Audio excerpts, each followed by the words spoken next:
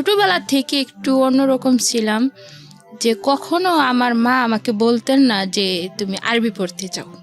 আচ্ছা, আমি নিজে থেকেই যেতাম।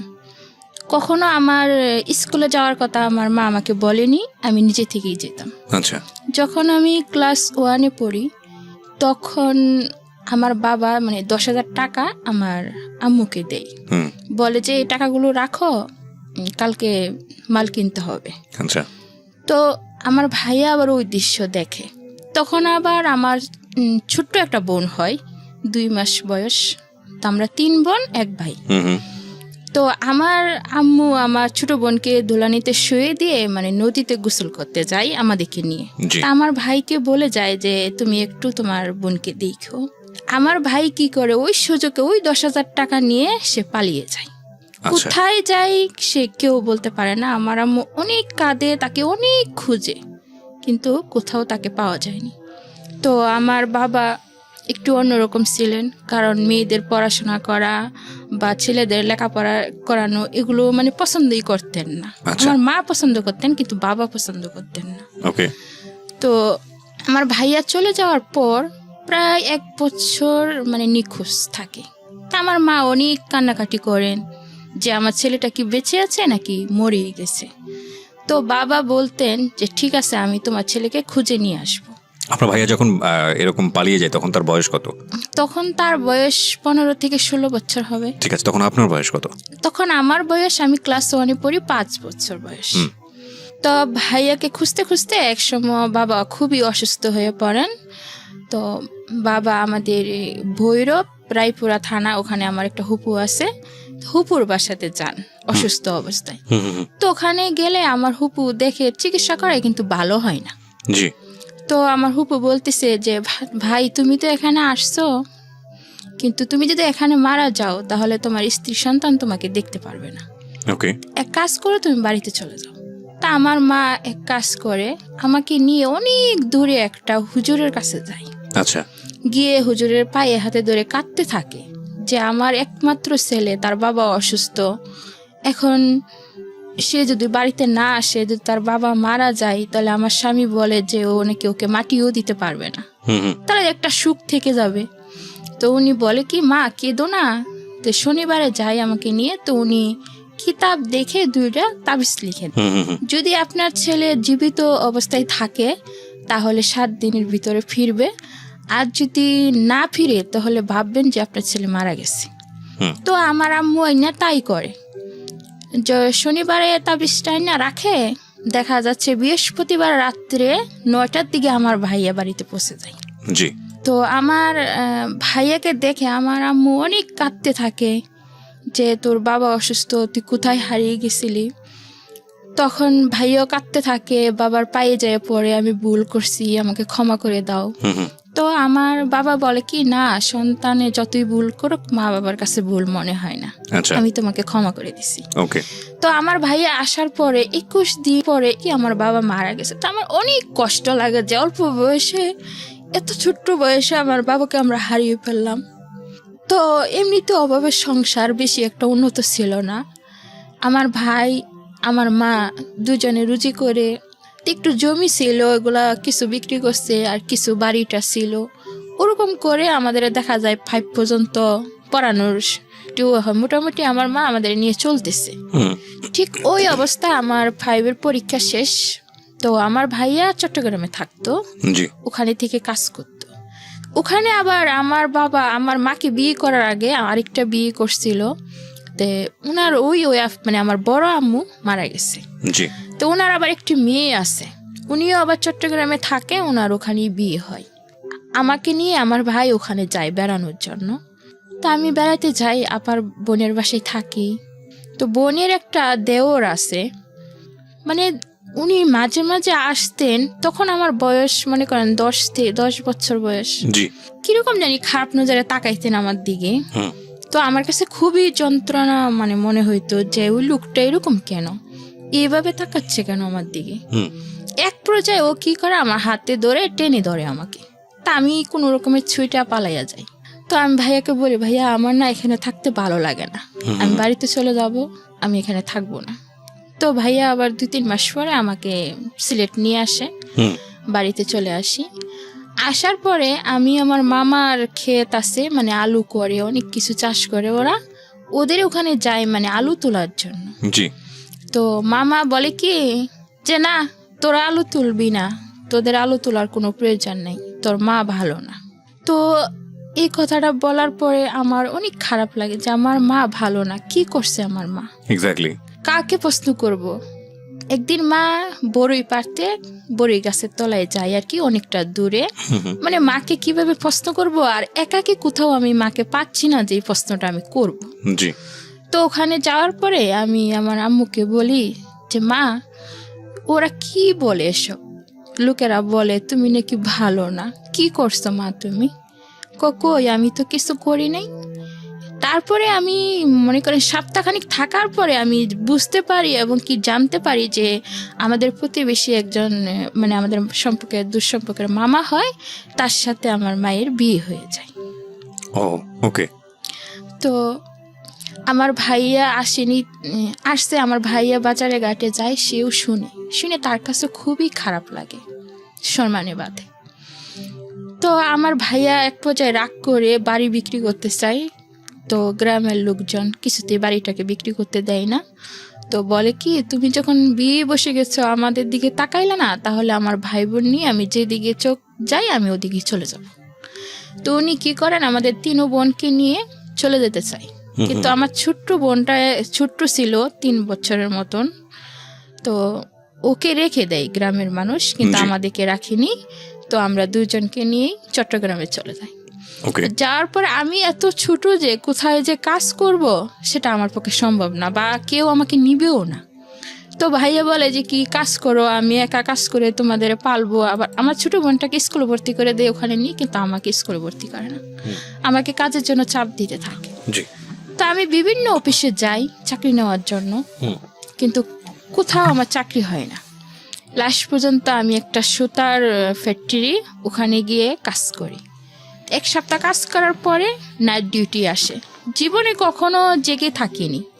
তো আমি 2 দিন নাইট করার পরে কি হয় যে জ্বর আসে আমার শরীরে, প্রচুর পরিমাণ জ্বর আসলে কি করে, আমি শুয়ে থাকি ঘরের ভিতরে, আমার ভাই একটা লাঠি নিয়ে আসে, আমাকে অনেক মারে যে তুই শুয়ে আসিস ডিউটি ফালাইয়া, তারপরে তোর চাকরিটা কি থাকবে, এরকম বলে।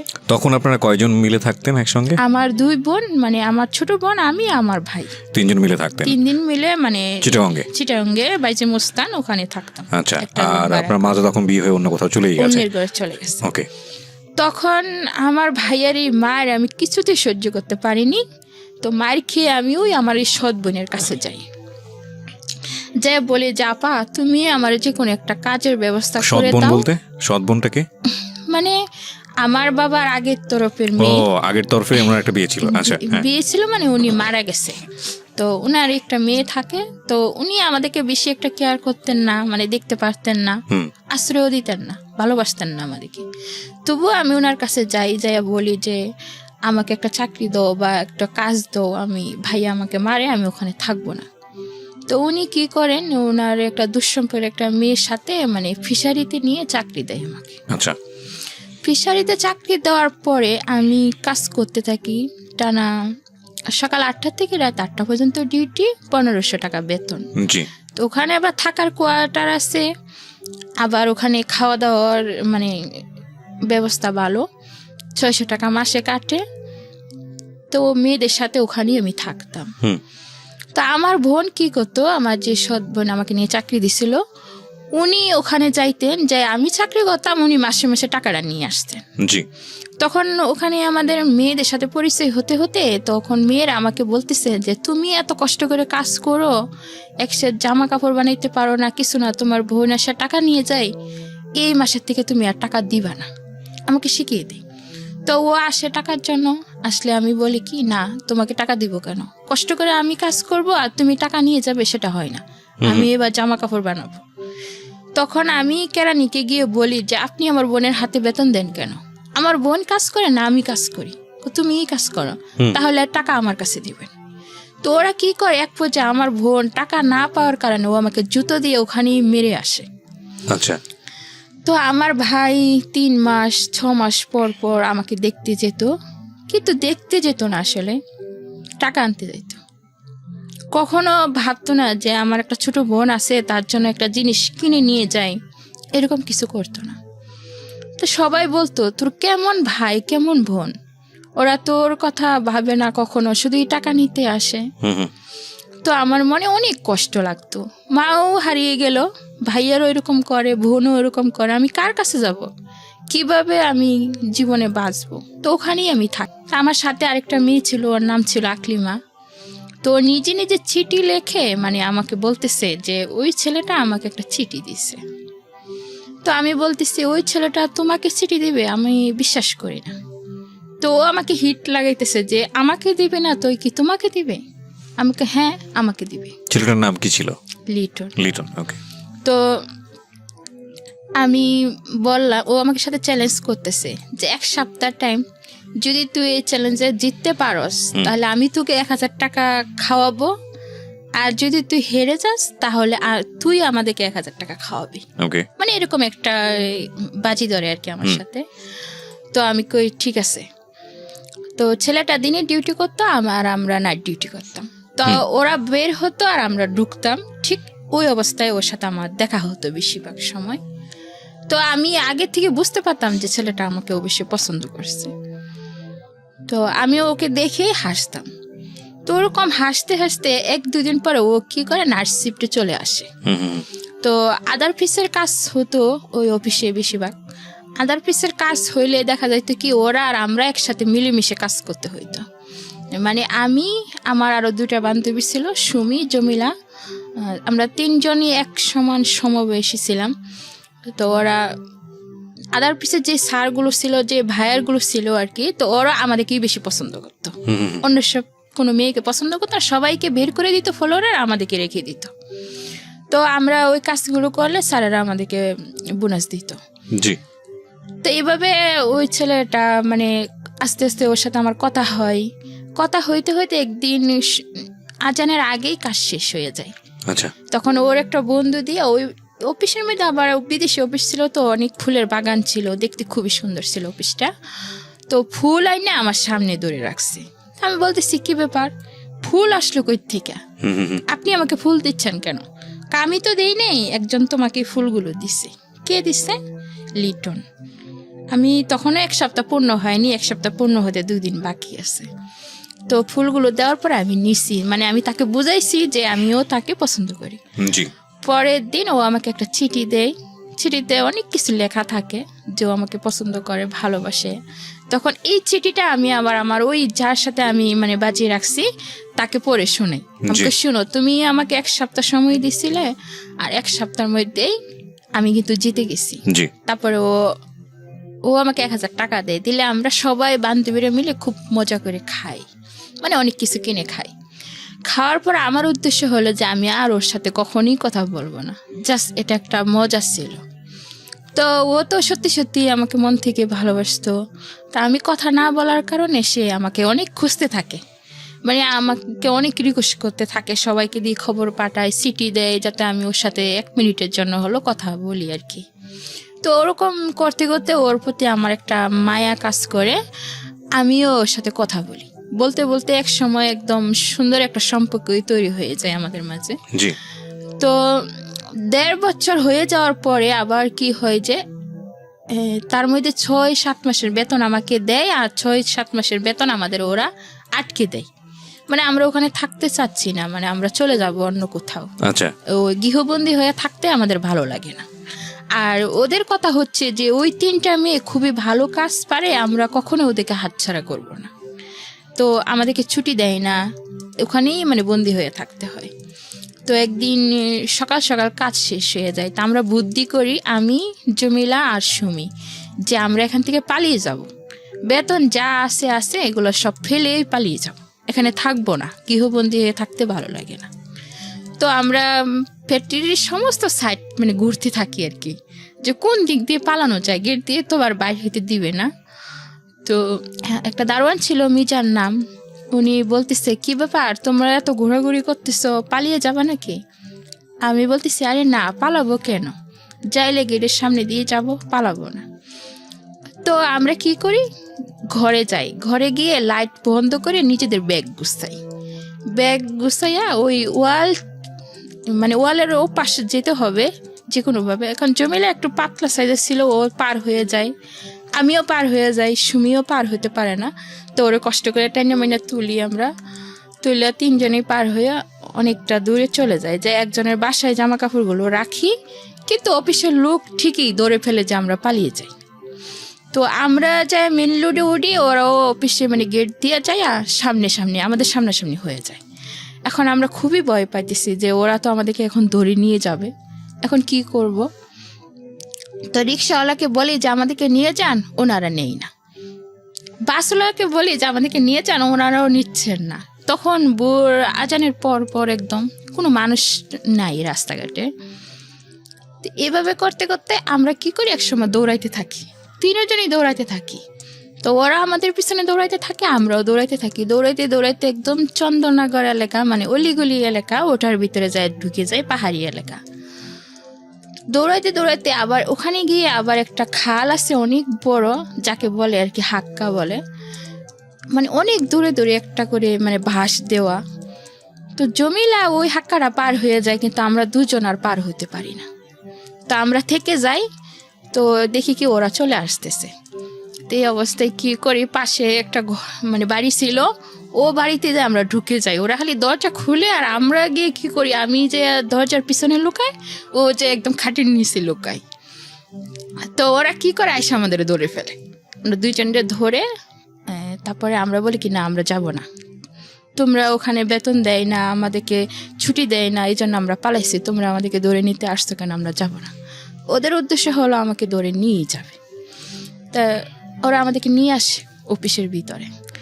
আনার সময় আমাদেরকে হাতে ধরে আনতে চাই, পরে বলি কি খবরদার হাতে ধরবা না, কারণ আমরা তো চুরি করি নাই, তোমাদের কোনো জিনিস তো আর চুরি করি নাই। তো তোমরা হাতে ধরে নিয়ে গেলে মানুষে দেখবে, তাহলে কিছু মনে করবে। আমরা এভাবে যদি না ধরো, আমাদেরকে ছেড়ে দাও, আমরা নিজেই অফিসের ভিতরে যাব।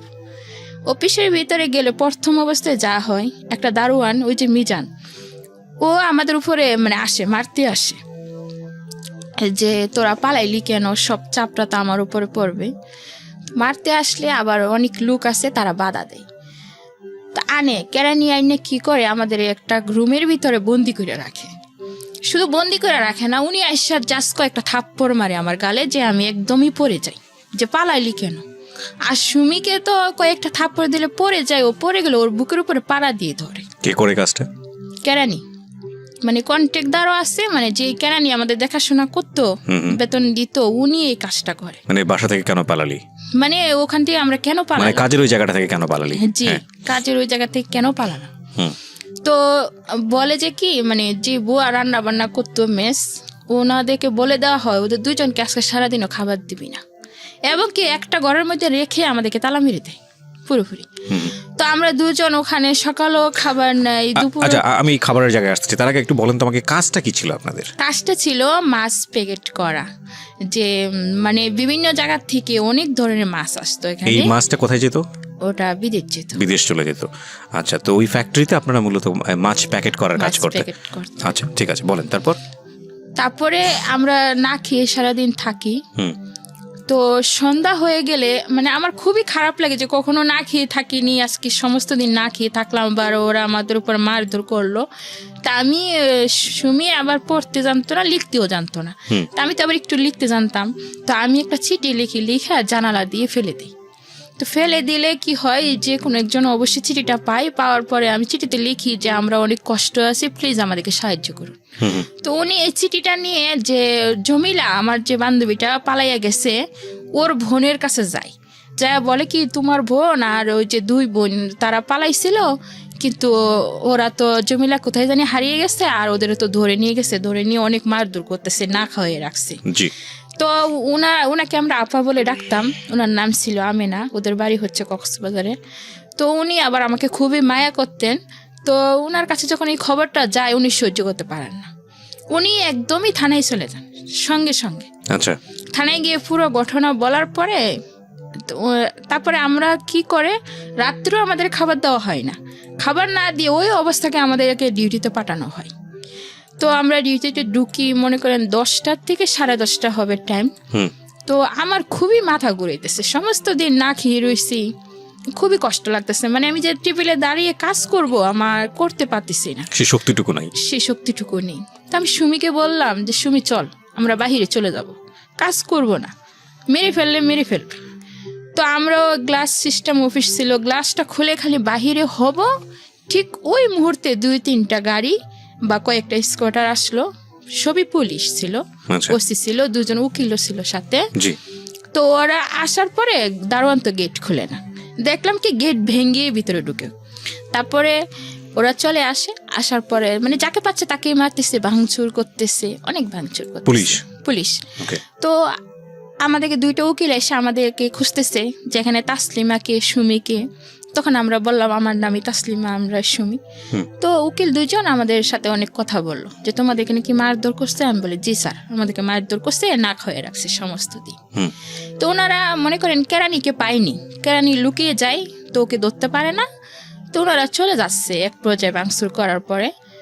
তো ওখানে আমি উকিলকে বললাম যে আপনারা তো চলেই যাচ্ছেন, আপনারা চলে যাওয়ার পরে হয়তো আজকে আমাদেরকে রাত্রে এখানে জবাই করে রাখবে।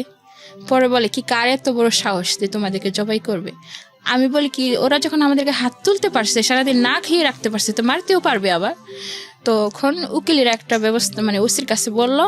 তো ওসি ওই অফিসের একজন স্যার আর কি, যার মানে ক্ষমতা আছে ভালো, তো ওনাকে ডাইকা বলে কি এই মেয়ে 2জন আপনার জিম্মায়, যদি ওদের কিছু হয় তাহলে মনে করেন আপনার অনেক অবস্থা খারাপ হয়ে যাবে। তো ওই স্যার আমাদেরকে রিস্ক গুচ্ছা রাখে, যতদিন পর্যন্ত আমার বান্ধবী জমিলাকে খুঁজে না পাওয়া যাবে ততদিন আমাদেরকে এই অফিসে থাকতে হবে। তখন আমরা থাকি এখানে। তো জমিলা অবশ্যই কোথায় জানি ও হারিয়ে যায়, পাহাড়ের মধ্যে লুকিয়ে ছিল। তো লুকিয়ে থাকার পর এক পর্যায়ে ও নিজের কানে একজোড় সোনার দুল ছিল, ওগুলো বিক্রি করার পর ও বাড়ি চলে যায়। ওরা আবার লুক রাইখা মানে পুলিশ যায়, ওকে বাড়িতে যায় খুঁজে পায়। তো ওরা আবার চট্টগ্রামে নিয়ে আসে। তো এইভাবে আসার পরে আমাদের 3জনকেই কুড়ে নিয়ে যাওয়া হয় আর কি। আচ্ছা। কুড়ে নিয়ে যাওয়ার পরে আমরা সাক্ষ্য দিই যা হয়েছে। তো কুড়ে থেকে আদেশ করা হয়েছে যে মেয়েদের 1 বছরের যে টোটাল বেতনটা ওরা পাবে, সেই বেতনগুলো আমাদের উকিলের মাধ্যমে বা ওসি থেকে দেওয়া হবে, এবং কি প্রত্যেকটা মেয়েকে গার্জিয়ান অনুযায়ী বাড়িতে পাঠাতে হবে, আর যার গার্জিয়ান নেই তাকে পুলিশ সহকারে বাড়িতে দিয়ে আসবে। জি। তখন আমি যে আমার যে বোনটা ছিল না, যে জুতা দিয়ে আমাকে মারছিল, আমার সৎ বোনটা, আমি ওদেরকে একটা পরিচয় দিতে চাইনি, কারণ ওরা তো লুবি, যে 1 বছরের বেতন আমি পাইতাম ওরা হয়তো বা জানলে ওরা নিয়ে যাবে। তো ওরা কিভাবে জানি খবর জানে যায় না, ওই দিন উপস্থিত থাকে ওখানে। আচ্ছা। জমিলার বোনের কাছে জমিলাকে হাতে তুলে দেওয়া হয়, আর আমাকে ডাকে স্যারেরা যে আমার দুলাভাই আর ওই যে হাপা আসে ওদের সাথে যাওয়ার জন্য। তখন আমি ওইটা বললাম কি যে ওনারা কারা, ওনারা আমার আপা হয় না। তখন ওসি আমাকে একটা ধমক দেয়, কে মেয়ে চুপ থাকো, নিজের বোনকে চিনতে পারো না। তখন বাধ্য হয়ে ওদের কাছে যেতে হয় আর কি। তো টোটালি আমার বেতন 8 থেকে 10,000 টাকার মতো আসে। তো ওই টাকাটা আবার আমার আপার কাছে দেওয়া হয়। জি। আমার আপা ওই টাকাটা পুরাটি আত্মসাৎ করে ফেলে। আমি ওকে অনেক রিকোয়েস্ট করি যে আপা আমি তো ওখান থেকে চলে আসছি চাকরি ছেড়ে, আমি কি খাবো কি করব, তো আমারে তুমি 1,000 টাকা হলো দাও। কিন্তু একটা টাকাও সেদিন ও আমাকে দেয়নি, পুরোটাই আত্মসাৎ করে। আপনার এই সৎ বোন? জি। তখন আমি কয় টাকা পেয়েছিলেন 1 বছর কাজ করে? 10,000 টাকার মতো হবে টোটালি। মাত্র? আজকে মাত্র তো আমার জায়গা থেকে বা যারা শুনছেন তাদের অনেকের জায়গা থেকে, কিন্তু এই 10,000 টাকার জন্য ওকে 1 বছর পরিশ্রম করতে হয়েছে এবং সেই টাকাটাও আত্মসাৎ হয়েছে। গল্প কিন্তু এটা না প্রিয় শ্রোতা, গল্প সামনে। হ্যাঁ বলেন। তারপরে আমি ওখান থেকে মনে করেন মোহাম্মদনগর যেখানে বলে মানে একজনের বাসায় আমি আশ্রয় নিই, তাকে আমি কাকা রাখতাম। উনি আমাকে মেয়ের মতোই স্নেহ করতেন। আচ্ছা। তো উনার বাসায় আমি 40-এর উপরে হবে তখন, আর আমার বয়স হবে 14 বছর। তো একদিন আমি রাত্রের বেলা কি করি, 2টার দিকে প্রস্রাব করার জন্য হয়তো বাথরুমে যাওয়ার জন্য বের হই। ওই লোকটা যে তখন মানে আসতেছে তখন আমি খেয়াল করিনি, বা ওর একটা টার্গেট ছিল আমার প্রতি। এখানে একটু থামাচ্ছি আপনাকে। যে লোকটা আপনি যে লোকটা সম্পর্কে বলছেন, এই লোকটা কি হতো বা আশেপাশে কোথায় থাকতো যদি একটু বলতেন? ওনার বাড়ি এটা, ওই লোকটারই বাড়ি? আমি ভাড়া থাকতাম। ওনার বাড়িতে আপনি ভাড়া থাকতেন, এবং এই ভাড়া থাকা কি ওনার সঙ্গে যোগাযোগ করে আপনি এই বাড়িতে উঠেছিলেন নাকি কারো মাধ্যমে? ওনার সাথে যোগাযোগ করে না, মানে ওনারা রুম ভাড়া দিচ্ছে আর আমার কাকা আমাকে ওই রুমটা নিয়ে দেয়।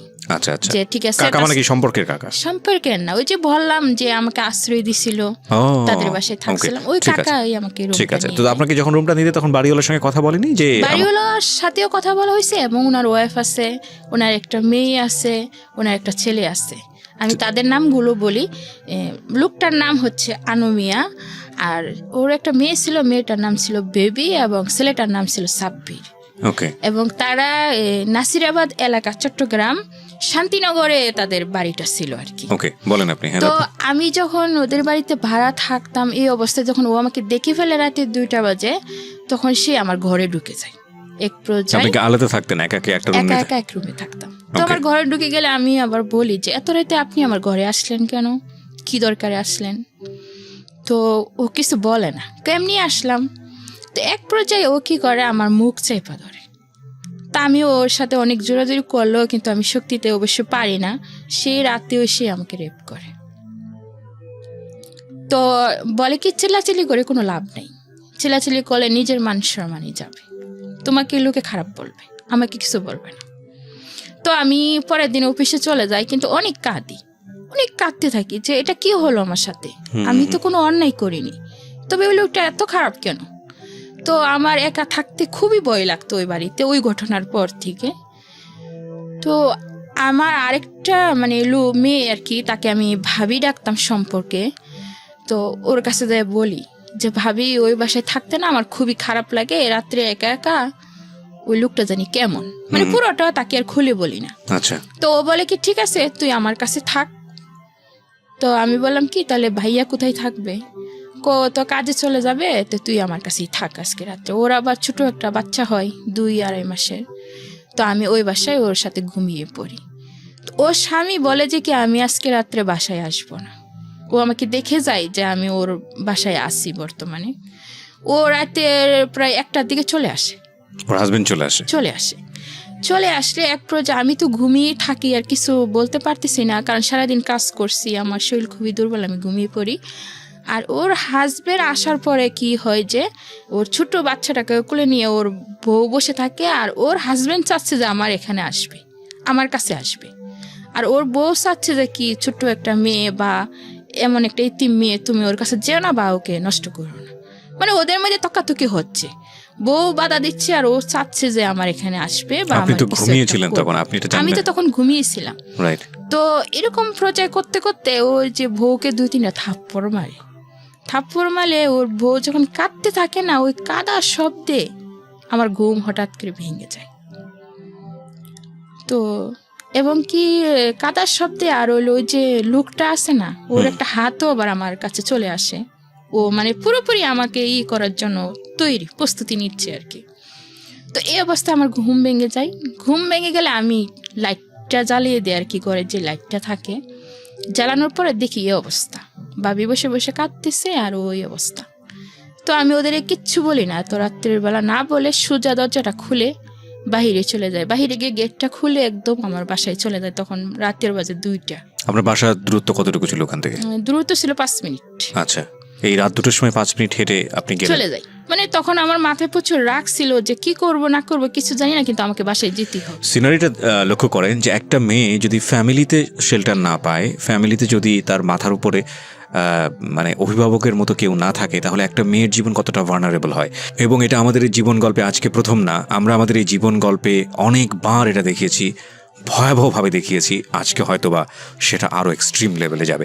এবং শুধু একটা কথাই বলতে চাই, খুব মনোযোগ দিয়ে শুনুন, সিচুয়েশন না, একটা মানুষের জীবনকে চিন্তা করুন। যখন তাসলিমা এই গল্পটা বলছে, তাসলিমাকে নিজের মধ্যে ধারণ করার চেষ্টা করুন যে তাসলিমার জায়গায় যদি আপনি হতেন তাহলে আপনার জীবনটা কেমন হতো। ও কিন্তু মানুষ, এবং যারা শুনছেন তারাও মনুষ্যত্বের পরিচয় দেবেন আশা করছি। ওকে, তারপরে আমি চলে যাই। যাওয়ার পর ওখানে গিয়ে অনেক কাঁদতে থাকি, সমস্ত রাত আমি কাঁদতে থাকি। কাঁদতে কাঁদতে এক পর্যায়ে আমি ঘুমিয়ে পড়ি। তো ঘুমের মধ্যে আমার মনে হয় আমার বাবাকে আমি স্বপ্নে দেখি। আমার বাবা আমাকে বলতেছে যে মা তুমি এখান থেকে পালিয়ে যাও, এখান থেকে তুমি চলে যাও, নাহলে তোমার জীবন আরো শেষ হয়ে যাবে। তো আমি কি করি, বেতনের অপেক্ষা করি। মানে বেতনটা হওয়ার পরেই আমি আমার মায়ের কাছে চলে যাই। আমার মা তখন সুনামগঞ্জে থাকেন না, তখন সিলেট কোম্পানিগঞ্জ থাকেন। তো ওখানে চলে যাই। যাওয়ার পরে দেখি আমার মা ওই সংসার মানে আমাদেরকে হারিয়ে আমার মা তার নিজের ভুল বুঝতে পারছে, বোঝার পরে সে ওই সংসার থেকে চলে আসছে এবং কি ওই সংসারে গিয়ে আমার মার একটা মেয়ে হয়েছে। তখন ছিলাম আমরা 3 বোন, এখন হলাম 4 বোন। তো ওখানে যাওয়ার পরেও আমার ভাইয়া বিয়ে করে ফেলছে, তার সংসার নিয়ে ব্যস্ত। আমার মা একা একা থাকে, আমার 2 বোনকে পালে, আবার 3 বোনকে পালে। এখন আমিও যদি ওখানে বসে থাকি তাহলে আমার মার এমনি অবস্থা খুবই খারাপ।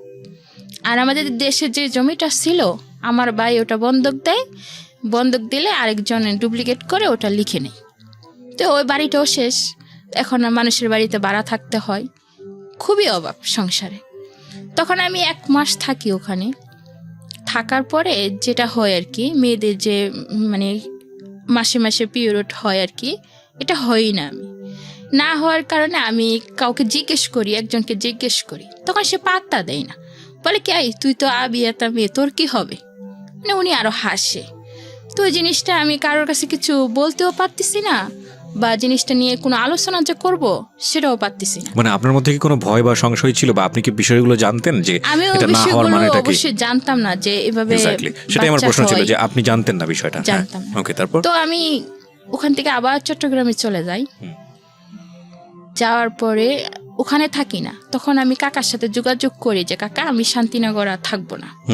তখন কাকা এক জায়গায় চাকরি করতেন, তো ওখানে আমাকে একটা বাসা নিয়ে দেন। উনি কোনো খারাপ ছিলেন না, আমাকে নিজের মেয়ের মতোই দেখতেন। দেখার পর আমি ওখানে বাসা নেওয়ার পরে চাকরি হয় না, তো উনি বলেন কি যে ওনারা মেস হিসাবে থাকতেন। তো বলে তাসলিমা তুমি আমাদের মেসে রান্না করো, তুমি খাবে, তোমাদেরকে বেতনও দেব। তো এক বসে থেকে তো আর লাভ নেই। তো আমি ওই মেসে রান্না করতাম, সমস্ত দিন রান্না করতাম, 2 বেলা রান্না করতাম আর কি। তো সন্ধ্যার আগেই আবার বাসায় চলে যেতাম। তো কাকা আমাকে অনেক সময় একটু রেট হলে নিয়ে দিয়ে আসতেন বাসায়, খুবই ভালোবাসতেন। এরপরে যাই আরেকজন একটা লোক, মানে কাকার সাথে কাকার একটা ফ্রেন্ড হবে, ওর বাড়ি হচ্ছে রংপুর, নাম হচ্ছে হালিম। তো উনি আবার আমার কাকাকে বলে যে উনি কি আপনার আপন বাইস্তি? বলে কি না। তাহলে আপনি যখন ওকে এত কেয়ার করেন, এত ভালোবাসেন, তাহলে ওকে বিয়ে করে ফেলেন। তা আমার কাকার মাথায় কিন্তু এগুলো ছিল না কখনোই। তো কাকা বলে না, ওকে আমি নিজের মেয়ের মতো দেখি, কিভাবে আমি ওকে বিয়ে করব। তো বলে কি রক্তের তো কোনো সম্পর্ক নেই, তাহলে আপনি ওকে বিয়ে করতে পারেন। ওই লোকটার কথা শুনে কাকা আমাকে প্রস্তাব দেয় যে উনি আমাকে বিয়ে করবে।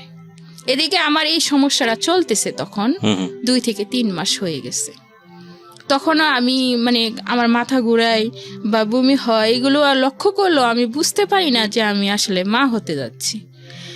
তখন এভাবে 4 মাসের মতন হয়ে যায়, এভাবে 5 মাসের মতোই হয়ে যায়।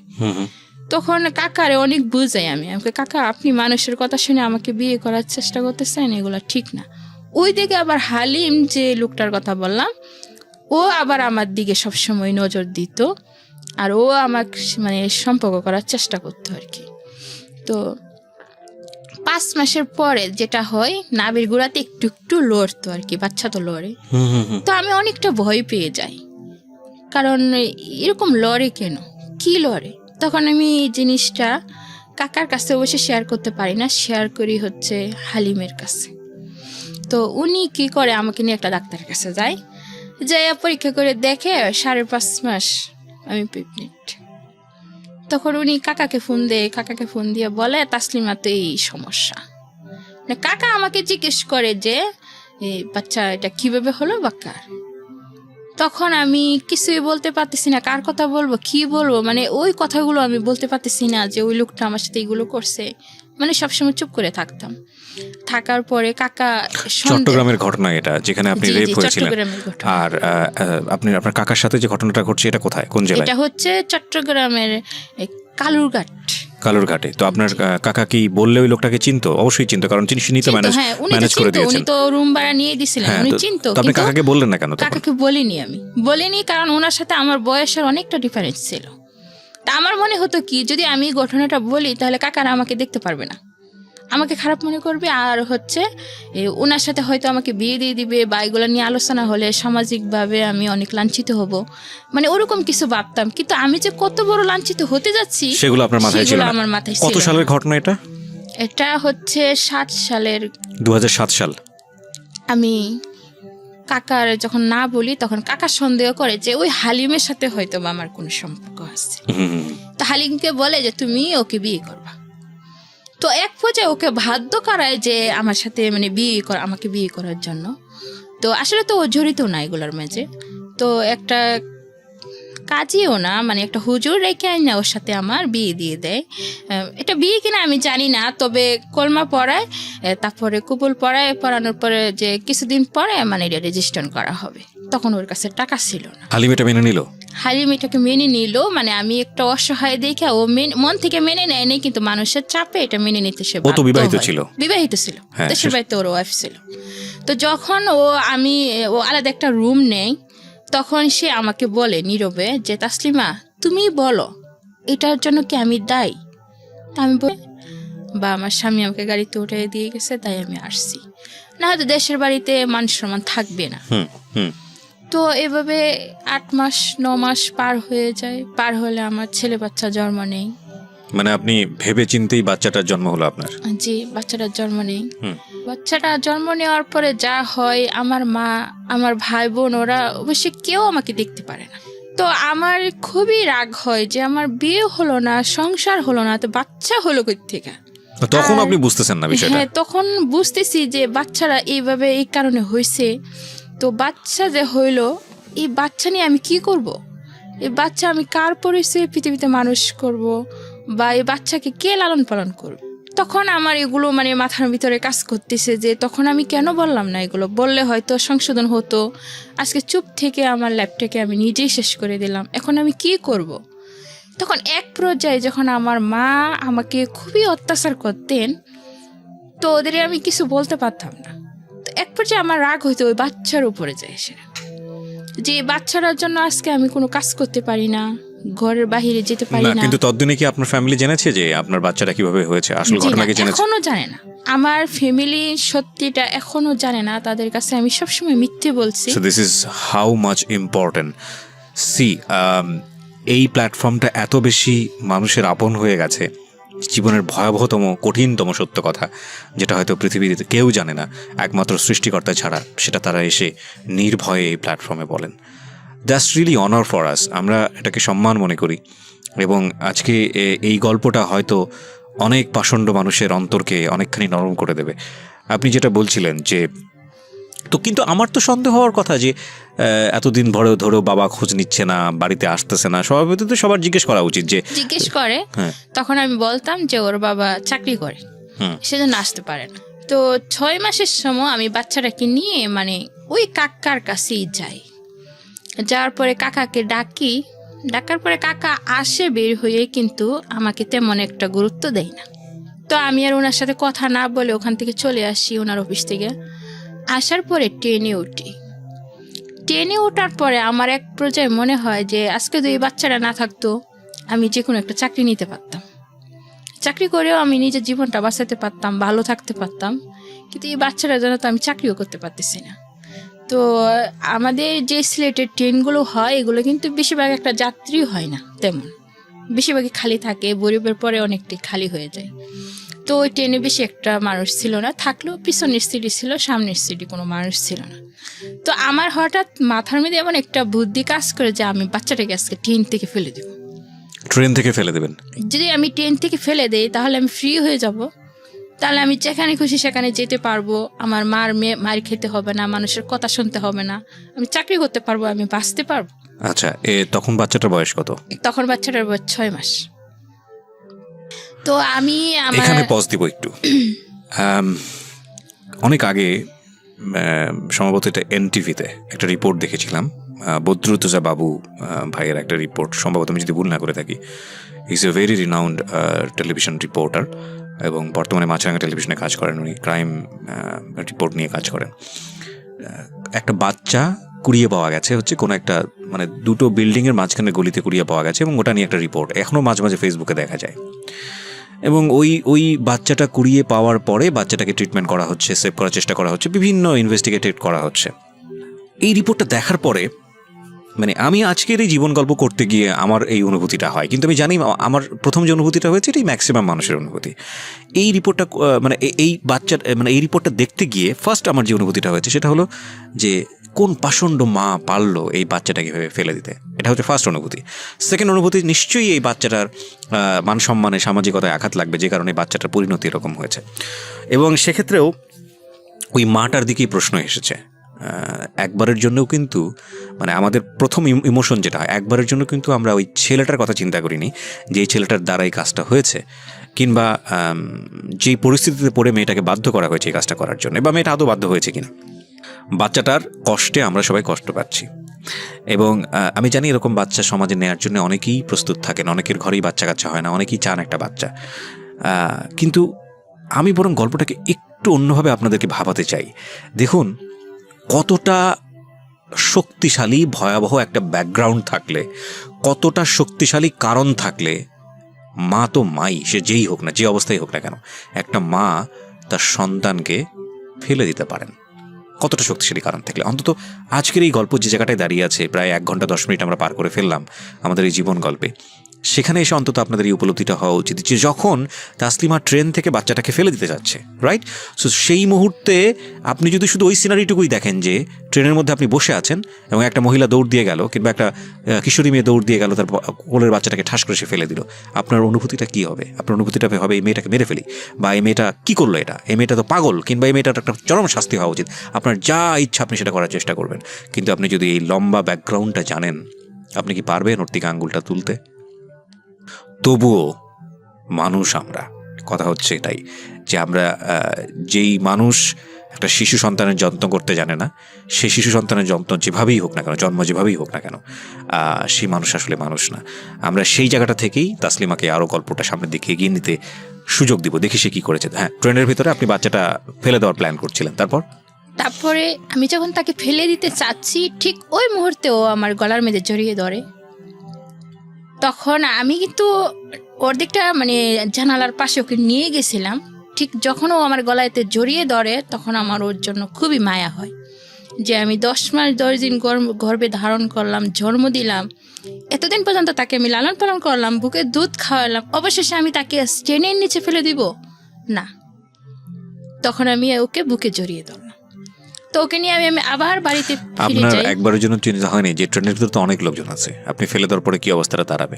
সেটা তো আর ভাবিনি। তখন তো আমি শুধু এটাই ভাবছি যে আমাকে বাঁচতে হবে, আমাকে ফ্রি করে দেখ, ফ্রি হতে হবে, মুক্ত হতে হবে অভিশপ্ত জীবন থেকে। তো যখন আমি বাচ্চাটাকে নিয়ে বাড়িতে ফিরে যাই, তো আবার সে একই অবস্থা, আমার মা অত্যাচার করতে আচ্ছা, থাকে। তখন পর্যন্ত জানে না যে এই বাচ্চাটার আসলে কার ওরসে জন্ম হয়েছে। আমি জানি না যে আজ পর্যন্ত সে জানে কিনা। আপনি যদি সাহসী একটা মেয়ে হতো, আমি জানি না সাহসী কথাটা ওইভাবে বলা উচিত হচ্ছে কিনা, আপনার কি একবারের জন্য মনে হয়নি যে এই বাচ্চাটা নিয়ে ওই লোকটাকে ফেস করতে, যে না বাচ্চাটা তোমার? ওই সময় কি মনে হতো না, বা সাহস পেতেন না? ওই সময় মনে হতো, কিন্তু আমার পাশে আমি তেমন কাউকে পাইনি। যদি আমার পাশে কোনো এরকম শক্তিশালী মানুষ পেতাম বা ওর বিষয়ে এগুলো বলতে পারতাম। আপনার তাৎক্ষণিকভাবে যেটা করা উচিত ছিল পুলিশের কাছে যাওয়া। রিয়েলিটি প্রিয় শ্রোতা, কারণ অনুষ্ঠানের ফরম্যাটের জায়গা থেকে আমাকে বলতে হবে, এটা নিয়ম। হয়তো আমাদের সবারই আশ্রয়স্থল হওয়া উচিত আমাদের পুলিশ ডিপার্টমেন্ট। আপনি পুলিশের কাছে কেন যাননি? যাইনি। কেন যাননি? যাইনি, তখন আমার মাথায় এগুলো ছিল না। যদি থাকতো তাহলে কি যেতেন পুলিশের কাছে? অবশ্যই যেতাম। ওকে, ফাইন। সবারই আমি বলবো একটা কথা, যে আপনি বিচার পান কি না পান, ন্যায় বিচার পান, পুলিশের অনেক অনেক সদস্য আসে যারা সত্যি সত্যি অনেক মহৎ। আমরা একটা পারসেপশন আমরা একটা গ্রো করি, এবং সেটা অনেকের আচরণের জন্যই হয়, একটা নেগেটিভ পারসেপশন পুলিশ সম্পর্কে। কিন্তু আপনাদের প্রথম যেখানে নক করা উচিত সেটা হচ্ছে থানা পুলিশ, এরকম ঘটনা ঘটলে। ওকে, বলুন তারপরে আগের মতোই আমার আম্মু আমার সাথে ব্যবহার করতে থাকে। তখন প্রায় 9 মাস হয়, তখন আমার ছেলে প্রায় হাঁটতে শিখছে। তো একদিন আমার আম্মু আমাকে অনেক মেরে ঘর থেকে বের করে দেয়। তো আমার মনে হয় যে জীবনটা আমার খুবই অভিশপ্ত। তো যে বাচ্চার জন্য আজকে আমি অভিশপ্ত হয়েছি, তো বাচ্চার কি দোষ? বাচ্চার তো কোনো দোষ নেই, তাকে একা মারবো কেন? আমি নিজেও মরবো আজকে। তো মানে প্ল্যান ছিল যে বাচ্চাকেও মারবেন, আপনিও মরে যাবেন? নিজেও মরবো। তো আমি বিশ্ব রুট আমাদের পাশে আছে, তো ওখানে আমি চলে যাই। যাওয়ার পর বাচ্চাটা ঘুমিয়েছিল, আমি কোলে নিয়ে মানে ঠিক গাড়ি আসতেছে, মানে আমি যাচ্ছি, ঠিক ওই মুহূর্তে একটা লোক আমাকে পিছন দিয়ে টেনে ধরার পর তখন রাত্রে 11টা বাজে, বলতেছে যে তুমি এটা কি করতেছো, এখন তো মরে যেতা। আমি বলতেছি আমি তো মরতেই চাই, যে জীবনে আমার কোনো মূল্য নেই, দাম নেই, সেখানে বেঁচে থেকে কী লাভ। তো আমি খুব কাঁদতেছিলাম আর বলতেছিলাম কথাগুলো। তো উনি আমাকে বলতেছে কি হয়েছে, কি সমস্যা। তো উনি আমাকে বাসায় নিয়ে যায়। নিয়ে যাওয়ার পরে আমার আম্মুকে ডেকে তোলার পরে বলতেছে আপনার মেয়ে কোথায় আছে, কি আছে, খবর না রেখে আপনি ঘুমাচ্ছেন, আপনার মেয়ে তো আজকে আত্মহত্যা করতে গেছিল। আচ্ছা। তখন আমার মার মনে হয় একটু দয়া হয় যে বাচ্চাটাকে নিয়ে সে আত্মহত্যা করতে গিয়েছিল। তখন থেকে এই পর্যন্ত মানে আমার মা কি করে, ওই বাচ্চাটার প্রতি একটু দরদ হয় আর কি। আচ্ছা। যেমন আমাকে মায়া না করলো আমার সন্তানকে মায়া করে। তো আমি আবার একটা কাজ পাই, তা কাজ করতে থাকি, আমার বাচ্চাকে লালন পালন করতে থাকি। এভাবে 2 বছর 2.5 বছর হয়ে যায়। তো আমি তো ফাঁক পাইলেই কোনো অল্প একটু সমস্যা হলেই ওকে মারতাম, কোনো একটু কিছু হলেই ওকে মারতাম। মানে এটা আপনি বুঝতে পারতেন যে কাজটা করা ঠিক হচ্ছে না, কিন্তু আপনি নিজেকে কন্ট্রোল করতে পারতেন না। মানে যখন আমার রাগ হতো কারোর উপর, তো এই রাগ আর দেখাতে পারতাম না। সব রাগ আমি আমার বাচ্চার উপর দেখাতাম, কারণ ওর জন্যই আমার কপালে এত কিছু, ওর জন্যই আমার সব কিছু। তো ওকেই সবসময় আমি টর্চার করতাম। এক পর্যায়ে কি হয়, আমার সন্তান কথা বলতে শিখে প্রায় 1.5 বছরই মা বলে ডাকে। তো 2.5 বছরের সময় সে আমাকে বলে যে আম্মু তুমি চলে যাও। কোথায় যাব বাবা? তুমি গিয়ে চাকরি করো, দেখো না নানি মামা তোমাকে মারে বকে। যেদিন আমার এই 2.5 বছরের বাচ্চা আমার কষ্টটুকু বুঝতে পারলো, সেই দিন থেকে আমি ওকে বুকে টেনে নেই। তারপর থেকে আমি কোনো দিন ওর গায়ে আঘাত করি না। যে আমি যাকে এত অবহেলা করলাম, যাকে এত কষ্ট দিলাম, আজকে সেই 2.5 বছরের বাচ্চা আমার কষ্ট বুঝতে পারলো, যে এখানে থাকলে আমার কষ্ট হচ্ছে। ওর নিজের কষ্ট না ভেবে আমার কষ্টের কথা ভাবলো, যে মাকে ছাড়া থাকতে ওর কষ্ট হবে সেটা সে ভাবেনি কখনো। তো আমি চলে যাই, মাসে মাসে 2,000 করে টাকা দিতাম আম্মু। গিয়ে আপনি কোথায় কাজ করলেন? আমি প্রথমত ঢাকা টঙ্গী আসি আমার চাচাতো বোনের জামাইয়ের সাথে। ওনারা মানে ওনার মেয়ে ঢাকায় থাকতো, ওখানে এসে চাকরি নিয়ে এভাবে চাকরি করতে থাকি আর আমার ছেলেকে লালন পালন করতে থাকি। এক পর্যায়ে আমার ছেলের বয়স প্রায় 4 বছর। তখন আমি বাড়িতে ব্যাক করি আমার ছেলের জন্যই। ব্যাক করার পর আমার যে ভাইটা ছিল উনি আবার মারা যায়। তো উনি মারা যাওয়ার পরে যেটা হয় আর কি, ঘরের ভিতরে কোনো টাকা পয়সা বেশি একটা থাকে না। তো আমার মা রাগ করে আমাকে বলে যে আমার ছেলেটা না মরে যদি তুই মরতি। তা আমার অনেক কষ্ট লাগে যে আমার মা আমার মৃত্যু কামনা করলো, আমি এখানে আর থাকবোই না। তো আমি ভাইয়া মরা 43 দিনের দিন আমি ঢাকায় ব্যাক চলে আসি আমার এক বান্ধবীর সাথে যোগাযোগ করে। আসার পরে যা হয়, আমার বান্ধবীর এখানে একটা পাত্র আছে। তো ওরা বলে কি তোর জীবনটা কি এভাবেই চলবে, তোর কি বিয়ের সাথে দরকার নেই বা সংসার দরকার নেই? তো আমিও নিজের থেকেও ভাবি যে আমারও তো সংসারের প্রয়োজন আছে, বিয়ে হওয়ার দরকার আছে। তো বলে কি একটা ভালো পাত্র আছে, যদি তুই কিছু মনে না করস তাহলে ওর কাছে তোকে বিয়ে দিয়ে দিই। তা আমি বলি ঠিক আছে, ওকে আমার দেখতে হবে বা উনিও আমাকে দেখবে। তো উনি আসার পরে বলে যে ওনার স্ত্রী মারা গেছে, ওনার একটা ছেলে একটা মেয়ে আছে, তো ওনার ওয়াইফ লাগবে বা উনি বিয়ে করবে। তো ওনাকে দেখে আমারও পছন্দ হয়, গাড়ির ড্রাইভার ছিলেন, ডিস্ট্রিক্ট গাড়ি চালাতে। উনি কি জানতো যে আপনার এরকম একটা অতীত আছে, আপনার একটা ছেলে আছে? অতীতের কথা বলিনি, কিন্তু বলছি যে আমার একটা বাচ্চা আছে, ছেলে বাচ্চা আছে। কিভাবে হয়েছে সেটা আপনি বলেননি? না, সেটা বলিনি। বলছি যে আমার আগে বিয়ে হয়েছিল, আমার কাছে ভালোই ছিল, মানে উনি আমাকে ভালোবাসতেন, ঠিক আছে, সংসারটা ভালোই চলছিল। তো ওখানে আমি আবার প্রেগনেন্ট হয়ে মানে বাচ্চা কনসিভ করেন আপনি? হ্যাঁ, কনসিভ করি। তার মধ্যে আমি আবার জানতে পারি যে ওনার দেশের বাড়িতে বউ বাচ্চা আছে। মানে উনি ছেড়ে দেননি? মানে রাখা অবস্থায় উনি আমাকে বিয়ে করছে। আচ্ছা। ওখানে 3টা মেয়ে আছে, একটা ছেলে আছে। জানার পরে আমি তো পুরোপুরি ভেঙে পড়ি। তো বাচ্চার আমার 3 মাস, ওই সময় আমার বোন আসে, মানে সিলেট থেকে ঢাকা বেড়াতে আসে। তো ওকে নিয়ে একটু ঘুরতে যাই। তা আমার স্বামী চট্টগ্রাম থেকে ঢাকা গাড়ি চালাইতো, তো চট্টগ্রাম থেকে বাসায় ফিরে। তো আমার একটু জ্বর আসে হালকা, আসার পরে আমি কিছু ট্যাবলেট খাই। খাওয়ার পরে রাত্রে আমার স্বামী আসলে তার সাথে একসাথে বসে ভাত খেতে বসি আর কি। জি। যে ফ্লোরে আমি ভাত খেতে বসি, মানে ভাত খেয়ে উঠে যাওয়ার পরে মানে পুরো ফ্লোর একদম রক্তে ভরে যায় আর কি, যেমন ব্লাডে ভরে যায়। আমার স্বামী ভাবে হয়তো আমি ওষুধ খেয়ে বাচ্চাটা নষ্ট করে ফেলি। আচ্ছা। তো ও আমাকে বারবার জিজ্ঞেস করতে পারে, তাসলিমা এটা হলো কি করে? আমি বলতেছি আমি তো কিছু জানি না। তুমি কি খাইছো? নিশ্চয়ই তুমি কিছু খাইছো। ও আমার ওষুধগুলো চেক করতে থাকে। তো ওষুধগুলো চেক করে দেখে না ওই ধরনের কোনো ওষুধ খাইনি। তো রাত্রে এক পর্যায়ে আমার পেটে প্রচন্ড ব্যথা হয়। তো আমি ঘুমিয়ে পড়ি, মানে সকাল ও ব্যথা, খুবই প্রচুর ব্যথা, কাঁদতে থাকি। আর ও সকাল, আমার স্বামী সকাল 5টা বাজে উঠে কোথায় বাচ্চাটা দান করবো, মানে আমার বাচ্চা পেটে থাকা অবস্থায় আমি চলে যাব। ঠিক ওই মুহূর্তে একটা মহিলাকে আমি শেয়ার করছিলাম কথাগুলো যে আমি বাচ্চা দিয়ে দিব। উনি আসে বলে কি, তাসলিমা তোমাকে কামাল নামের একটা লোক ডাকতেছে। তো আমি ওনার বাসায় যাইলে উনি আমাকে জিজ্ঞেস করে কিভাবে এরকম হলো। আমি সব বিস্তারিত বলি। বলার পরে উনি বলে কি, বাচ্চাটা আমার কাছে একটা স্যার আছে, স্যারের তো বাচ্চা কাচ্চা নেই, উনি বাচ্চাটা নিবে। উনি আবার আমার বাড়িওয়ালাকে এসে বলে দেয় যে মেয়েটাকে তাড়াবেন না, মেয়ের কোনো সমস্যা হোক আমরা দেখব। তো আমি থাকতে থাকি। তো আমার খাওয়া দাওয়া খরচপাতি যা কিছু আছে ওনারা দেয় আমাকে। এভাবে ওনারা আমাকে আলট্রাসাউন্ড করার টাকা দেয়। আমি যাই আলট্রাসাউন্ড করি। আলট্রাসাউন্ড করলে ধরা পড়ে কি মেয়ে হবে শুনে ওদের মনটা জানি কেমন হয়ে যায়। লাস্ট পর্যায়ে এসে ওরা মানা করলে, যাদের কাছে মানা করে যে কামাল, ওনারা বলে কি এখন তো লাস্ট পর্যায়ে, বাচ্চা হওয়ার প্রায় ডেট।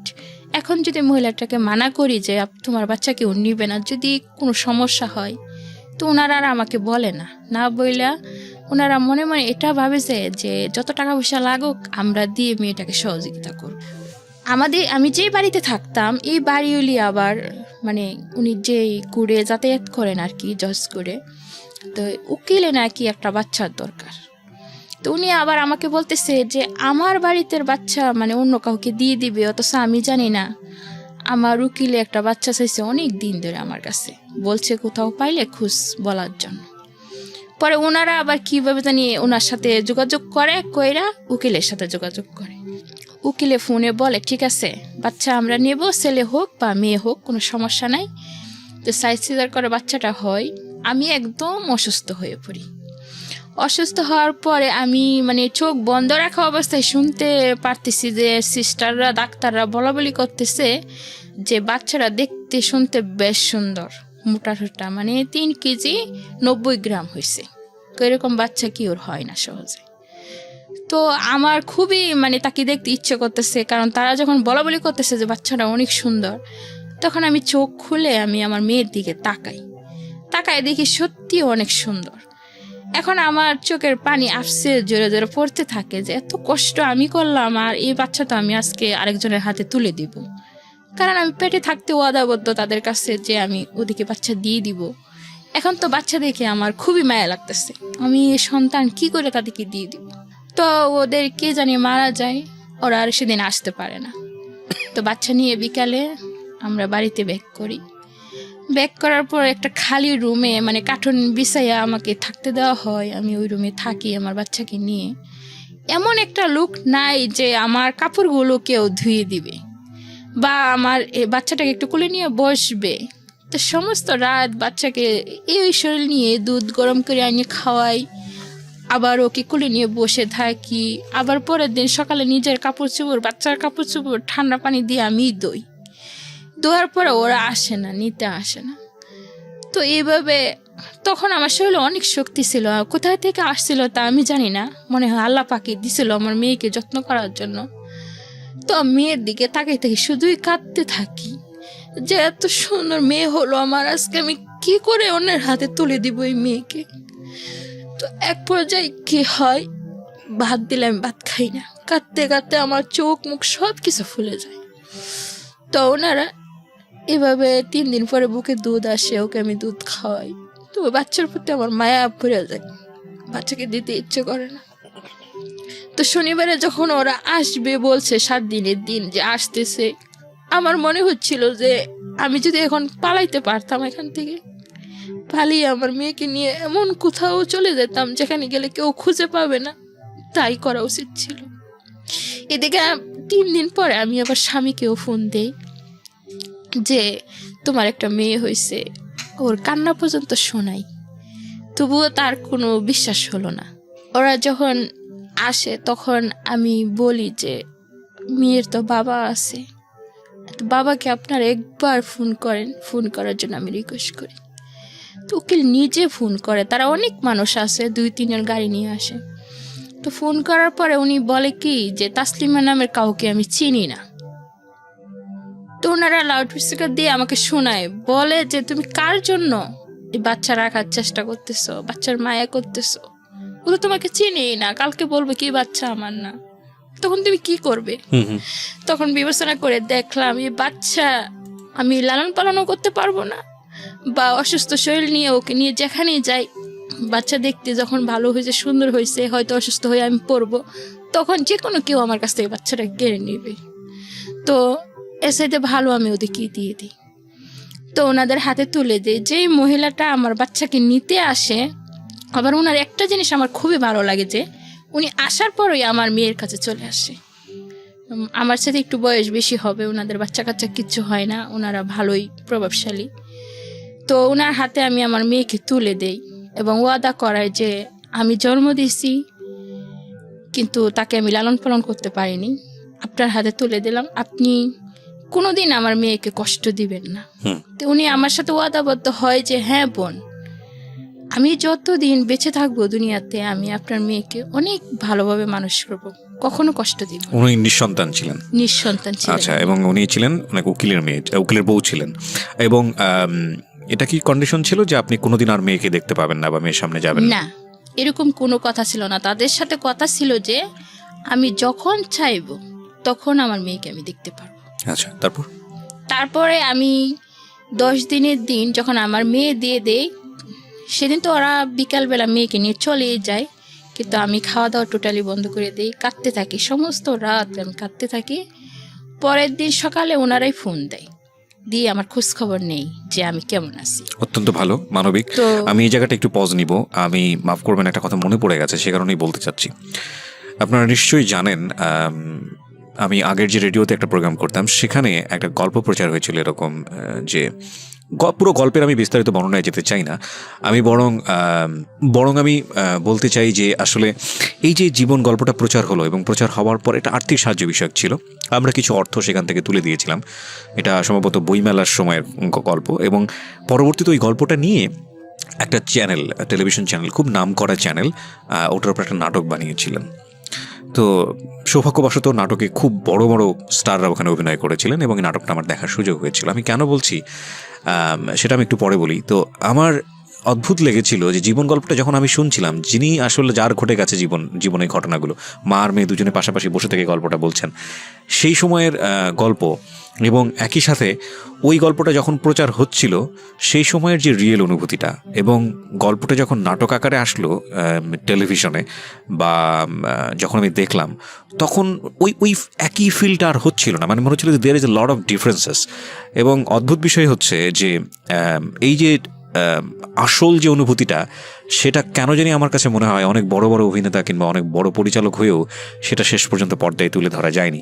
গল্পের এই মাঝখানে এসে এই ধরনের কথা বলার পিছনের একটা কারণটা হচ্ছে যে এই ভদ্রমহিলা যখন প্রথম সন্তানের গল্পটা তো আপনারা জানেনই, দ্বিতীয় সন্তান সেটা বৈধ ছিল, এবং যখন তিনি এটা তার যাকে কথা দিয়েছেন তার হাতে তুলে দিচ্ছেন, এখানে হয়তো কোনো একজন অভিনেত্রী অভিনয় করে বিষয়টাকে উপস্থাপন করতে পারবেন। কিন্তু আমার কেন জানি মনে হয় যে এই যে আপনি তার মুখ থেকে শুনলেন যার জীবনে ঘটনাটা ঘটে গেছে, সেখানে আপনি যে অনুভূতিটা পাচ্ছেন, এই অনুভূতিটা আমার মনে হয় না যে পৃথিবীর কোনো শিল্পকর্মে সেটা ধারণ করা সম্ভব। এবং এই জন্যই আমরা বলি যে জীবন অনেক বেশি নাটকের চেয়ে নাটকীয়। 10 দিন পরে আপনি বাচ্চাটাকে তুলে দিলেন এবং ওই বাসার মধ্যে আপনি একাই থাকেন তখন, জি, এবং আপনাকে হেল্প করার মতো কেউ নাই। তো যে পরের দিন ওরা আপনাকে ফোন দিয়ে খোঁজ নিচ্ছিল যে আপনি সুস্থ আছেন কিনা, যে আমি কেমন আছি। তো খালাম্মা বলল যে ও তো ভালো নেই, ও তো খুবই কান্নাকাটি করতেছে বাচ্চার জন্য। তো ওনারা বললো ওকে পরিবেশ চেঞ্জ করতে হবে, মানে ওনার আরেকটা বাচ্চা আছে, ওনাকে বাড়িতে পাঠিয়ে দিন, তো ওই বাচ্চাটাকে কাছে পেলে হয়তো এই বাচ্চাটার কথা ভুলে যাবে, আর এই পরিবেশে থাকলে ওর বাচ্চাকে নিয়ে ও কোলে নিছে, ঘুম পাড়াইছে, তো ওর তো সবসময় মনে পড়বে। তো খালাম্মা আমাকে অনেক রিকোয়েস্ট করে, মা তুমি বাড়িতে চলে যাও, তো যখন ওনাদের হাতে টাকাটা দিয়ে যায় খালাম্মার হাতে, খালাম্মা আমাকে বলে না। যখন আমি বাড়িতে চলে যেতে চাই তখন ওই 10,000 টাকা আমাকে উনি দিয়ে দেয়। এখানে একটা বিষয় আসে, সেটা হচ্ছে 10,000 টাকার কোনো কন্ট্যাক্ট কি ওনার সঙ্গে আপনার হয়েছিল? কোনো কন্ট্যাক্ট ছিল না। এটা বলে ওনারা ভালোবেসে আমাকে দিয়েছেন। জিজ্ঞেস করছিল যে তাসলিমা তুমি কি বিনিময়ে কিছু চাও? আমি বলছি না, আমার সন্তানের বিনিময়ে কি নিব আমি আমার সন্তান আপনাদেরকে এমনিতে দান করলাম। তো ওই 10,000 টাকা ওনারা খুশি হয়ে আমাকে দিয়ে গেছিল। সন্তানের বয়স কত এখন? আমার মেয়ের বয়স এখন ওই অক্টোবর মাসের 2 তারিখে 2 বছর পূর্ণ হয়েছে। এই অক্টোবর মাসের 2 তারিখে জি 2 বছর পূর্ণ হয়েছে। জি। ওকে, বলুন তারপরে আমি তো বাড়িতে চলে যাই। যাওয়ার পরে যা হয় আর কি, আমার সমস্ত শরীরে পানি এসে যায়। হ্যাঁ। আমি একদমই ওখানে গিয়ে মৃত্যুসজ্জায়। তো আমার মা আমাকে দেখে, মানে উনি ঠিকই বুঝতে পারে যে কোনো একটা তো অবশ্যই হয়েছে। তো আমি কারোর সাথে কথা বলি না। তো আমার মা আমাকে জিজ্ঞেস করে যে মা তোমার কি হয়েছে? তো আমি আমার মায়ের কাছে কিছুই লুকাই না, সব কিছু খুইলা বলি। বলার পরে আমার মাও কাঁদতে থাকে যে তুমি এত কষ্ট করলা, কেন আমাদেরকে শেয়ার করলা না, কেন একবার বললা না? তোমার মেয়ে তুমি অন্যের হাতে তুলে দিয়ে আসছো, তুমি বলতা বা বাড়িতে চলে আসতা। তো বললাম যে আগের বাড়ি তো আসছিলাম, এক্স্যাক্টলি, তখন তো আমার যে কষ্ট হয়েছিল ওই পরিমাণ কষ্টের কারণেই তো এখন আমি আসিনি। রাইট। ছেলেটাকেই তোমরা যেভাবে নিয়েছো, এরপরে যদি আরেকটা মেয়ে নিয়ে আসতাম তাহলে তো সেটা আরেকটা, তোমরা আমাকে ঘর থেকে বের করে দিতে। রাইট। তো আমার আম্মু আর কিছুই বলে না। তখন আমার আম্মু বুঝতে পারে যে ও তো এমনিতেই কষ্ট পাইছে, যদি আমরা আরো কষ্ট বলতে থাকি তা আরো বেশি কষ্ট পাবে। হ্যাঁ। তো আমার আম্মু কি করে, আমাকে খুবই যত্ন করে তখন বাড়িতে গেলে। আর ওই 10,000 টাকা আমি নিয়ে আম্মুর কাছে দিয়ে দিই। আম্মু আমাকে গাইনি ডাক্তারের কাছে নিয়ে যায়, চিকিৎসা করাই, যা খাওয়াইতে বলে তাই খাওয়া, গরম পানি দিয়ে গোসল করাইতো। তো এইভাবে আমি মোটামুটি 1-1.5 মাসের ভিতরে মোটামুটি একটু সুস্থ হয়ে যাই। যাওয়ার পরেও আমার সেই ঘুরে ঘুরে আমার ওই মেয়ের কথাই মনে পড়ে। আমার ছেলে আমার কাছে আসতেছে, বুকের উপর মাথা রেখে বলতেছে আম্মু তোমার কি হয়েছে, তুমি শুয়ে আসছো কেন, উঠো, তুমি শুয়ে থাকলে আমার ভালো লাগে না। ও তো আর বুঝতেছে না যে আমি খুব কষ্টে আছি। ও এসে আমাকে জড়িয়ে ধরতেছে, আম্মু আমাকে কুলে নাও। আমি যে অসুস্থ সে তো বুঝতেছে না। তো এভাবে আমি ছেলের সাথেও বেশি একটা কথা বলতাম না, মানে 3 মাস টোটালি আমি কারোর সাথে কথা বলতাম না। তো আমার পাড়াপড়শিরা যারা আছে সবাই বলতো যে তুই আয়শা ঘরের ভিতরে শুয়ে থাকস কেন, আমাদের কাছে যাস না। আম্মা বলতো যে ওরে বিরক্ত করিস না, চলে যা। তো এইভাবে আমার মতো আমি থাকতে থাকি। 3 মাস পরে আমি ঢাকায় ব্যাক করি আমার মেয়ের টানে। অবশ্য আসার কোনো উদ্দেশ্য ছিল না। যখন আমি আমার মেয়েকে দেখার জন্য যাই, মানে জসকোরে যাই, তখন ওনারা আমাকে দেখতে দিবে না। বিরতি নেব প্রিয় শ্রোতা, এখানে ছোট্ট একটা বিরতি। জীবনটাই আসলে অদ্ভুত। মনুষ্য জীবন আমরা নিয়ে আসি পৃথিবীতে মাত্র কয়েক বছরের জন্য, এবং এই কয়েক বছরই আমাদের জীবনে যে সব অভিজ্ঞতা জন্ম হয় সেটা সত্যি মানে অনেক বেশি ভাবার মতো। যে আমরা প্রত্যেকটা মানুষই এক একটা উপাখ্যান, প্রত্যেকটা মানুষই এই জীবন নামক যে দৌড়, সেই দৌড়ে দৌড়াচ্ছি, হাঁপাচ্ছি, পড়ে যাচ্ছি, উঠে দাঁড়াচ্ছি, আবার দৌড়াচ্ছি। সবার পেতাম যে আমার বাচ্চারা কোথায় আছে, আমি যদি সেই ঠিকানাটা জানতাম যে আমার বাচ্চারা কোথায় আছে, ওরা আমাকে ঠিকানাও দিচ্ছে না বা বলতেছেও না। তো ওরা শুধু অফিসের ঠিকানা দিচ্ছে, আমি অফিসে যাই। আমার মনে হয় যে আমি ওদের কাছ থেকে কেড়ে নিয়ে আসতাম, এবার জেল খাটতে হয় বা ফাঁসি হতো। নিজের বাচ্চার জন্য আমি ফাঁসির দড়িও গলায় পড়তে রাজি ছিলাম, কিন্তু আসলে এরকম কিছু হচ্ছে না। ওরা আমার কাছ থেকে পালিয়ে বেড়াচ্ছে আর আমি ওদেরকে খুঁজে বেড়াচ্ছি। তো সন্তান কি জিনিস, প্রথম সন্তান হয়তো বা আমার অল্প বয়সে হয়েছিল, সেজন্য তার প্রতি এত একটা দরদ ছিল না, এখন আছে। আর আমার মেয়ের প্রতি যে আমার এত টান, এত দরদ, হয়তো বা তাকে অন্যের কুলে তুলে দিছি বলি ওই তার মায়া বা তার কোনো কিছু আমি বলতে পারি না। সবসময় মনে হয় যে আমি নিঃস্ব হয়ে গেছি। আপনি গল্পের এখন যে জায়গাটায় দাঁড়িয়ে আছেন সেটা আপনার জীবনের বর্তমান পরিস্থিতি, আমি যেটা বুঝতে পারছি। আপনার প্রথম সন্তানের বয়স কত এখন? আমার প্রথম সন্তানের বয়স ডিসেম্বর মাসের 13 তারিখে 8 বছর পূর্ণ হবে। 8 বছর পূর্ণ হবে। ওকে, পড়াশোনা করছে? ক্লাস 3-তে পড়ে। ক্লাস 3-তে পড়ে। আপনার দ্বিতীয় সন্তান, যাকে আপনার একবারই তুলে দেওয়ার পরে আর জীবনে কখনো দেখার সুযোগ হয়নি, হয়তো আর কখনো হবেও না। কিন্তু আপনি মা, এবং আপনাকে আমার কোনোভাবেই বোঝানো সম্ভব না। পৃথিবীর এই কঠিন দায়িত্ব কেউই পারবে না, কোনো প্রেজেন্টারই পারবে না, বা কোনো মোটিভেটরও পারবে না যে একজন মাকে বোঝানো যে না আপনার সন্তান আপনি দিয়েছেন, সুতরাং ওদিকে আপনি টার্গেট করেন না। কারণ মায়ের এই অনুভূতি, এটা কি, এটা সৃষ্টিকর্তা কি দিয়েছেন, এটা একজন মাই ভালো বলতে পারবেন। আর কি করেন আপনি এখন, এমনি পেশায় কি করেন?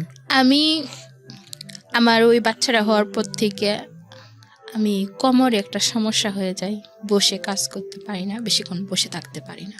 তো গার্মেন্টসে চাকরি করতাম আগে, হয়তো বা সেজন্য এই সমস্যাটা হয়েছে। তো অনেক দিনই আমি বেকার ছিলাম। তো ডাক্তার একজন, উনি খুবই ভালো মানুষ, তো ওনার এখানে আমাকে ছোট্ট একটা চাকরি দেয় আর কি, 6,000 টাকা বেতন দেয় মাসে। আমি 8 ঘন্টা 5 ঘন্টা ডিউটি করি ওনার কাছে, টুকটাক কাজ করে দিই। তো ওটার থেকে আমি মনে করেন মাসে 1,000 কখনো 2,000 এরকম আমার ছেলের পড়ার খরচটা দিই শুধু, আর কোনো খরচ দিই না। আমার আম্মু বলছে আমাকে, মানে আমার আম্মা এখন আমাকে খুবই মায়া করেন। আমার ভাইয়া মরে যাওয়ার সময় আমার আম্মুকে রিকোয়েস্ট করে বলে গেছে যে ওর জীবনটার জন্য আমি এটাই, আমি যদি ওই সময় ওরে টেক কেয়ার করতাম। আপনার মা মারা গেছেন? আমার ভাইয়ার কথা বলতেছি। আচ্ছা, ভাইয়া মারা গেছেন। ভাইয়া মারা গেছেন। আমার ভাইয়া নিজের দোষ নিজেই স্বীকার করলো যে আমি যদি ওকে ওই সময় টেক কেয়ার করতাম, আমার কাছে রাখতাম, তাহলে ওর জীবনটা আজকে এই জায়গায় দাঁড়াতো না। তো ওর জীবন যেভাবেই দাঁড়াইছে, ও তো খুব কষ্টেই আছে।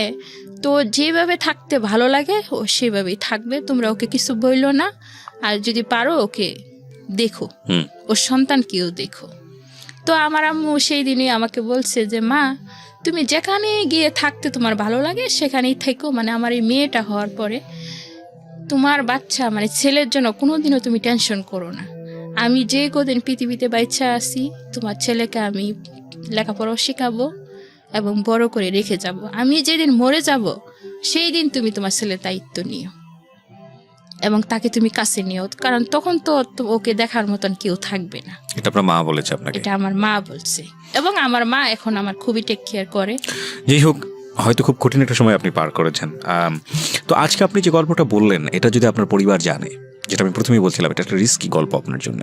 আপনার সন্তানের পরিচয় নিয়ে কিংবা সব কিছু নিয়ে আপনি আজকে সব কিছু, এখানে কোনো কিছু রাগঢাক করেননি, সব কিছু ওপেন করে দিয়েছেন। কি হবে আপনার পরিবার যদি জানে? কোনো সমস্যা কি হবে? আমার পরিবার, আমার ছোট যে 2 বোন বিয়ে হয়েছে, তো সবুজ একটু শিক্ষিত, তারা এফএম শুনে আমি জানি হয়তো বা শুনতে পারে, কিন্তু শুনলেও তারা বুঝতে পারবে না যে এই গল্পটা। বুঝতে পারুক আর না পারুক, সে জায়গাটা আমি যেতে চাই না। বুঝতে পারার পরেও যদি আপনার সঙ্গে খারাপ আচরণ করে এত গল্প শোনার পরে, তাহলে তাদেরকে নিয়ে চিন্তা করার কোনো সুযোগ নেই, দরকারই নেই। আমি বরং এই জায়গাটায় যেতে চাই যে আপনার সন্তান এখন 8 বছর বয়স, আপনার সন্তান একদিন বড় হবে। আপনার সন্তানের কাছে কি আপনি এই ব্যাপারটা গোপন রাখবেন, নাকি একসময় বলবেন যে আসলে বাবা এইভাবে এরকম ঘটনা ঘটেছিল? কি করবেন আপনার মন থেকে? কি আমার সন্তান এখনই আমাকে প্রশ্ন করে যে আমার বাবা কোথায়। একদিন আমার কাছে জিজ্ঞেস করছে যে আমার বাবা কোথায়, আমি বলছি তোমার বাবা মারা গেছে। তখন তার নানির কাছে গিয়ে জিজ্ঞেস করছে, সে একই কথা বলছে। তার ছোট 2 খালাম্মার কাছে জিজ্ঞেস করছে, সে একই কথা বলছে। কিন্তু আমার ছোট একটা বোন আছে, ওর বাড়ি অনেকটা ডিফারেন্স আর কি। ওর কাছে জিজ্ঞেস করছে, ও বলছে তোমার বাবা আছে। তো ও আমার কাছে এইসব বলতেছে, আম্মু তুমি আমার সাথে মিথ্যে কথা বলছো, তুমি লুকাইছো। কি লুকাইছি বাবা? কই যে আমার আব্বু বেঁচে আছে, তুমি বলছো মারা গেছে। তা আমি বলি, না বাবা, যে তোমার খোঁজ খবর নেয় না, তোমার দায়িত্ব পালন করে না, তোমাকে কোলে নেয় না, আদর করে না, তোমাকে মজা কিনে দেয় না, তোমার সাথে দেখা করতে আসে না, সে তো মরে যাওয়ার মতোই। ফাইন। আপনি বোধহয় গল্পের একটা পর্যায়ে বলছিলেন যে যেই ভদ্রলোক আপনার সঙ্গে এই কাজটা করেছে, তো ভদ্রলোক শব্দটা উচ্চারণ করা ঠিক হলো না। যাই হোক, তো ওনার সঙ্গে বোধহয় আপনি একবার ফেস টু ফেস হয়েছিলেন আপনার বাচ্চা হওয়ার পরে। সেই ঘটনাটা কি ছিল? আমি আমার বাচ্চার 3 বছর হওয়ার পরে আমি ইচ্ছাকৃতভাবে চট্টগ্রামে যাই। যাওয়ার পরে ওনার মুখোমুখি হই। হওয়ার পরে আমি সব বিস্তারিত তাকে খুলে বলি যে আপনার একটু এই পরিস্থিতির কারণে দেখেন আজকে আমার জীবনটা শেষ হয়ে গেছে, এবং আপনার একটা ছেলে সন্তান আমার কাছে আছে বা জন্ম নিয়েছে। আমি তার ছবিও দেখাই তারে। দেখানোর পরে সে কি করে, তার ফোন নাম্বারটা আমাকে দেয় এবং কি বলে সে মাসে মাসে কিছু টাকা খরচ দিবে। কিন্তু এই পর্যন্ত খরচ তো দূরের কথা, সে একবার ফোন দিয়েও জিজ্ঞেস করেনি। কিন্তু পিতৃ অধিকার বলে তো একটা বিষয় আছে। একটা হচ্ছে যে খরচ তো অন্য বিষয়, কিন্তু আপনার সন্তান যেভাবে আপনাকে প্রশ্ন করছে, এই প্রশ্নের উত্তর আপনি ভবিষ্যতে কিভাবে ফেস করবেন? ভবিষ্যতে আমি এখনই চিন্তা করি যে আমার ছেলে আল্লাহ দিলে অনেক মেধাবী, সব দিক দিয়ে ভালো। তো ও এখনই বলে যে মা আমার আব্বু কোথায় আছে, না আমি সেটা জানি, যাব। কিন্তু আপনি ফেস করবেন কিভাবে? আপনার সিদ্ধান্তটা কি? আমার সিদ্ধান্ত এটাই, আমার ছেলে যেদিন বড় হবে, এখন হয়তো সে ছোট আছে বুঝবে না, আর একটু বড় হবে, তখন আমি আমার ছেলেকে সব কিছু খুলে বলবো। খুলে বলার পরে সে যা সিদ্ধান্ত নিবে সেটাই আমার সিদ্ধান্ত। সেদিন যদি আপনার সিদ্ধান্ত, আপনার ছেলের সিদ্ধান্ত যদি এরকম হয় যে না তার মধ্যে একটা হীনমন্যতা কাজ করে, বা এমন একটা সিদ্ধান্ত আসলো যেটা আপনি মানতে পারছেন না, তখন আপনি কি করবেন? এমন একটা সিদ্ধান্ত হতে পারে যে সে আপনার সঙ্গে থাকলো না, এমন একটা সিদ্ধান্ত হতে পারলো যে সে এমন হলো যে ঠিক আছে আমার যেহেতু বাবারও পরিচয় নেই আমি মারও পরিচয় দিব না, এরকম সিদ্ধান্ত তো আসতে পারে, মেবি যে কোনো কিছু হতে পারে। তখন আমি কি করব সত্যি বলতে ভবিষ্যতের কথা এখন আমি বলতে জানেন না। পারতেছি না, সেটা তবে একটা কথা আমি আপনাকে বলি, বা এবং সেদিন যদি সুযোগ হয় আজকের এই রেডিও প্রোগ্রামটা থেকে যাবে, সারা জীবনের জন্যই থেকে যাবে, আমাদের ইউটিউবে থেকে যাবে, বা সেদিন যদি সুযোগ হয় আজ থেকে এত বছর পরে এই অনুষ্ঠানটার ভবিষ্যৎ কি হবে আমি জানি না, সবকিছু সৃষ্টিকর্তাই জানে, আপনি এই অনুষ্ঠানটা তাকে শোনাবেন। এবং আমি কিছু কথা বলেছি সেটা আপনার ছেলের জন্য আমি আজকেই বলে দিলাম। সেটা হলো যে দেখো তুমি আজকে মাত্র 8 বছর বয়স, তোমার নামটা আমি পুরো অনুষ্ঠানে জিজ্ঞেস করিনি, সেটা হয়তো সামাজিকতার জায়গা থেকে তোমার জন্য খারাপ হতে পারে, সো নামটা জিজ্ঞেস করলামই না। সো তোমাকে আমি তুমি করেই বলি, তোমার মা আজকে যে গল্পটা এখানে বলেছে, তোমার মা একজন নির্দোষ মানুষ, তোমার মা অনেক বড় একজন মা, সমাজের 8-10 জন মা যেটা পারে না তোমার মা সেটা পেরেছে। তোমার মার মধ্যে অমানুষত্ব আছে এবং যে কারণে সে চেষ্টা করেছে তোমাকে শেষ করে ফেলার।